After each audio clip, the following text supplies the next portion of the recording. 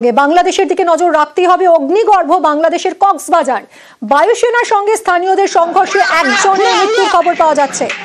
বায়ুসেনার জমি দখলমুক্ত করতে গেলে সংঘর্ষ, দেখুন সেই সময় ছবি।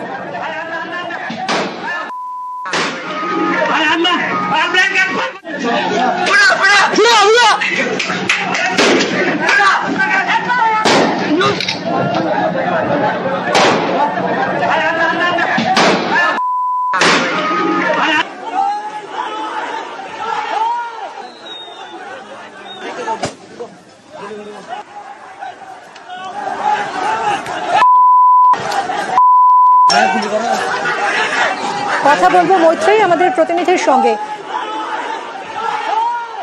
মৈত্রেয়ী, নৈরাজ্যের বাংলাদেশে কি ভয়ঙ্কর পরিস্থিতি কক্সবাজারে, এরকম কেন হলো? সংঘর্ষের সূত্রপাত কিভাবে?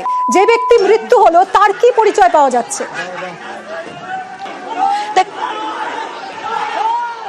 দেখো, অবশ্যই যে ছবি প্রকাশ্যে আসছে সেটা সাম্প্রতিককালের যা ঘটনা পরম্পরা চলছে বাংলাদেশে, সেখানে আরেকটা নতুন সংযোজন। তার কারণ এর আগে পর্যন্ত কখনো কোনো ডিফেন্স সার্ভিসেসের সঙ্গে সাধারণ মানুষের এরকম ভাবে সংঘর্ষ হতে দেখা যায়নি। কি ঘটনা ঘটেছিল, যে কক্সবাজার এলাকার সমিতিপাড়া এলাকা, যেটি বিমান বাহিনীকে যে এলাকার কিছু অংশ বরাদ্দ দেওয়া হয়েছিল সরকারের তরফ থেকে, এবং সেই এলাকায় সেখানে কুতুবদিয়া এবং আশেপাশের মহেশখালীর এলাকার প্রচুর লোক এসে, প্রায় 1000 খানেকেরও বেশি লোক, তারা দীর্ঘদিন সেখানে বসবাস করছিলেন। আজকে বেলা 10টা নাগাদ যখন বায়ুসেনার লোকজনেরা, অর্থাৎ বাংলাদেশ বিমান বাহিনীর লোকজনেরা সেই জায়গা খালি করতে যান, তখন সেই সমস্ত এলাকায়, অর্থাৎ সেই সমিতি পাড়ার এলাকায় যে সমস্ত মানুষরা বসবাস করছেন, তারা ইট পাটকেল নিয়ে চড়া হয় বায়ুসেনা বাহিনীর ওপর, এবং তাদের তরফ থেকেও পাল্টা গুলি চালানো হয়। ফলে পরিস্থিতি অগ্নিগর্ভ হয়ে পড়ে, এবং এখনো পর্যন্ত যেটা জানা যাচ্ছে যে ব্যক্তি নিহত হয়েছেন তিনি একজন সাধারণ বাসিন্দা।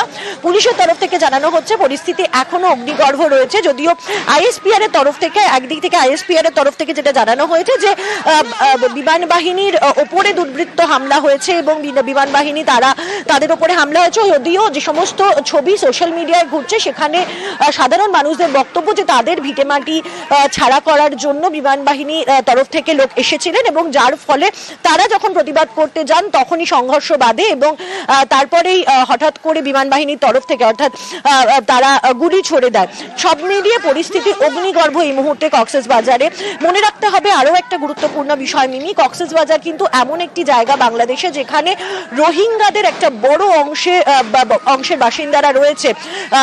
মিয়ানমার থেকে আসা রোহিঙ্গাদের জন্য যে ঘাঁটি তৈরি করা হয়েছিল বাংলাদেশের তরফ থেকে, তাদেরকে যে আশ্রয় দেওয়া হচ্ছিল, সে যে রিহ্যাবিলিটেশনের জায়গা করা হয়েছিল, সেটা কিন্তু কক্সবাজারে, এবং সেখানে প্রায় 11 মিলিয়নের কাছে, প্রায় 1 মিলিয়নেরও বেশি, অর্থাৎ 11 লক্ষের কাছাকাছি রোহিঙ্গারা সেখানে থাকেন। এবং সেই পরিস্থিতিতে দাঁড়িয়ে এই সাধারণ মানুষের সঙ্গে এই অগ্নিগর্ভ পরিস্থিতি তৈরি হওয়া, সেটা কিন্তু আরো চিন্তার। তবে বাংলাদেশ পুলিশের তরফ থেকে যেটা জানানো হচ্ছে যে তারা পরিস্থিতি নিয়ন্ত্রণে আনার চেষ্টা করছে, কিন্তু এই পরিস্থিতি কতক্ষণে নিয়ন্ত্রণে আসে সেটা দেখা, কারণ এখনো পর্যন্ত কক্সবাজারের সমিতিপাড়া এলাকায় যথেষ্ট উত্তপ্ত পরিস্থিতি রয়েছে, যথেষ্ট উত্তেজনা রয়েছে। স্থানীয় বাসিন্দা কতক্ষণে পরিস্থিতি নিয়ন্ত্রণে আসে সেটাই এখন দেখার। মৈত্রেয়ী, ধন্যবাদ।